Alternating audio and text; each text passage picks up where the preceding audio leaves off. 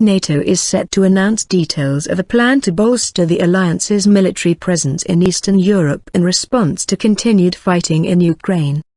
The bloc's chief says it will be the biggest reinforcement of its collective defense since the end of the Cold War.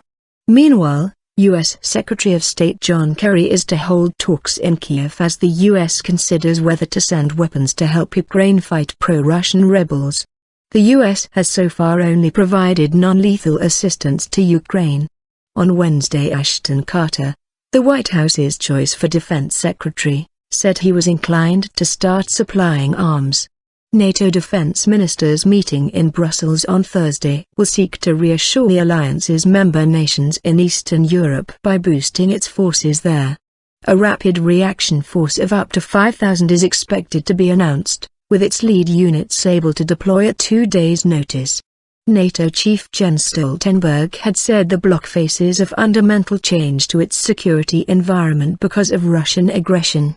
Speaking as ministers arrived in Brussels, he said, "This is something we do as a response to the aggressive actions we have seen from Russia, violating international law and annexing Crimea," he said. "I very much underline that this is something we do because we have to adapt our forces when we see that the world is changing." NATO will also reveal plans for a network of small command centers in Estonia, Lithuania, Latvia, Poland, Romania, and Bulgaria. The BBC's Jonathan Marcus says the move is to deter a potential Russian threat to the Baltic states or other bloc members should the crisis in Ukraine spin out of control. Russia denies accusations by Ukraine and the West that it is arming rebels in eastern Ukraine and sending regular troops across the border.